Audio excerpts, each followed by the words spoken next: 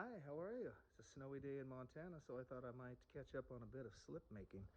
I have some ingredients here, and I saw online some people were asking for glaze recipes and recipes for slip bodies, so on and so forth. So let me just go over these. I won't keep you too long, but what you're definitely going to need a bucket. You're going to need a 5-gallon bucket, and that's what this recipe is for. You're going to need a drill with like a little paint mixer of some kind. You can make your own if you're super creative. Then kind of in order, like I said, you're going to need water. This is the last bit of the water. You're going to need some of the Darvin number 7. Laguna makes that. There's other brands as well. You don't need much of it, but you are definitely going to need it. It's going to help with the viscosity and some other things. Then you're going to need the bentonite. You're going to need something like that. Then you are going to need the china clay, the grolic. You're going to need a bunch of that. Also the nepheline cyanite. You will need a bit of that, and some flint, silica as well. And I'll put down the measurements in the comments, and I'll mention them here as well. So I'm not going to go through the whole process, but what you are going to need, I've already put in approximately, what was it? I think it was 9,000 grams of water. I think that's what it was. And this is just another 1,000. So that's done. Let's check that off, right? And then here, this Darvin 7, it's just 80 grams. Really, you don't need much. Yeah. And so the process is you're supposed to mix these two together without creating too too many air bubbles. So yeah, that's easier said than done, but you kind of want to put that on a low speed. If you only have a drill, well, that might be a problem. You're going to have to be super mindful about the pressure on the trigger. So anyway, I kind of give it a nice little stir.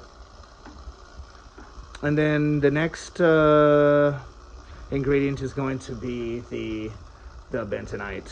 And you do basically the same thing. You just go kind of through there without causing too much friction.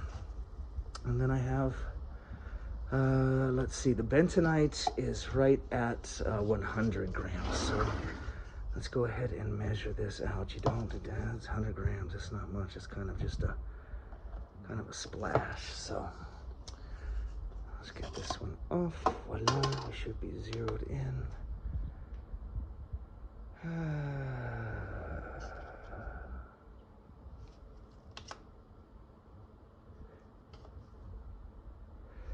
What was it again? 100 grams, that's right.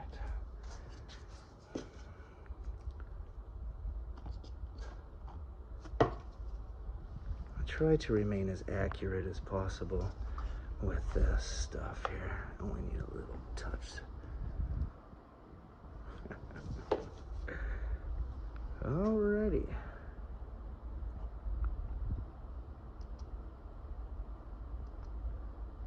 Yep, that'll do it. Okay. So I'll close that. We have the bentonite here. And I'm just gonna kind of sprinkle that across and begin to stir that. It doesn't take long to make it. Actually, it takes longer to measure out all of the ingredients, really. You do want to let it sit overnight before you use it, though. I found that to be the best. I've been using this recipe for maybe a couple months, 2 months. I haven't had any problems with cracking. It releases quite well. As a matter of fact, I was successful in pouring a couple of my most difficult molds that I've been trying for the last few years. So the viscosity is quite nice to get through some of the smaller areas.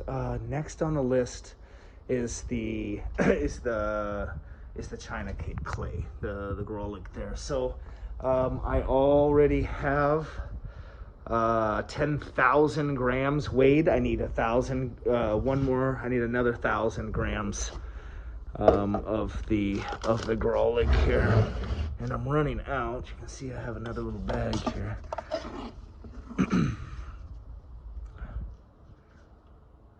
Okay.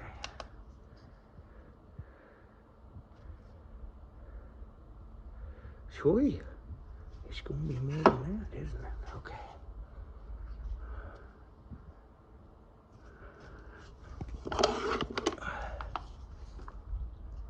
Stuff is so fluffy, there's not much weight to it. If I can get it to, let's see what 1 cup will be. Is 1 cup about 200, I imagine? Okay, if I can eyeball 1 cup is roughly 200.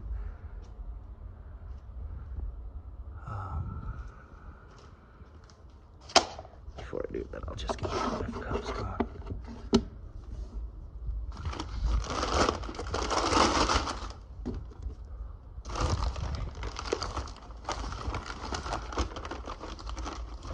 Cool. Simple enough. And wear a mask, please, when you're doing this. Yeah, so that's 300. I'll go ahead and get that in. Next, I'll just get that batch started and mix it in, knowing that I have to add 2 more. But I don't want to mix it all at the same time. That's the key. Just a little bit at each time. So I'm gonna go ahead and get 2 more cups after I mix this batch, and then I'll go ahead and add 1 bucket at a time and continue to mix those. And then from there, nice and easy, just make sure it's submersed. Yep, easy peasy. All right.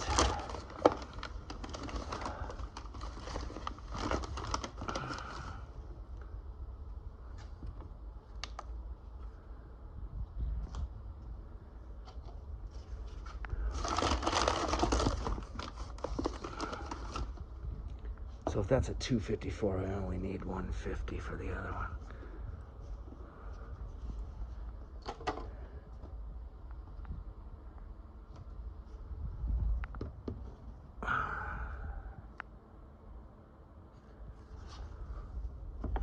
I'll take it.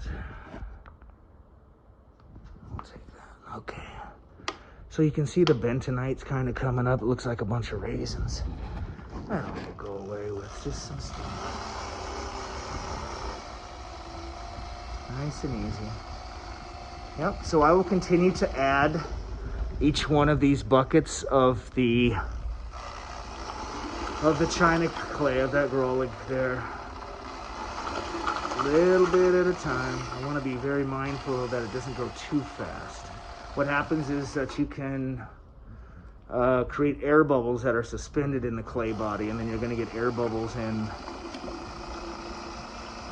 You're going to get air bubbles in your clay pieces when they come out. So what's next is the nepheline. After I would add all of that, after I mixed all of that, would be the nepheline syenite. I would mix in, that's 4,600 grams of the nepheline syenite, and then the silica. I would add the silica flint there, and that's 4,440 grams, right? So let me recap that, and I would mix each one slowly. I wouldn't pour all of that in there. Little bit at a time, mix, little bit at a time, and mix. So basically, let me review that. You're going to need water. You're going to need 10,000 grams of water. You're going to need 80 grams of the Derivan number 7. You're going to need 100 grams of the bentonite. You're going to need 11,000 grams of the Grollig China clay. The nepheline syenite, you're going to need 4,600 grams. And the silica, last but not least, is 4,440 grams. So there you go. I need to finish this up, get it mixed, do some cleanup, get the vacuum out, and just let that sit overnight. Once again, that's for a Cone 6.7 slip body, and it's been firing quite nice. Hey, have a great one. Sending love from Montana. Ciao.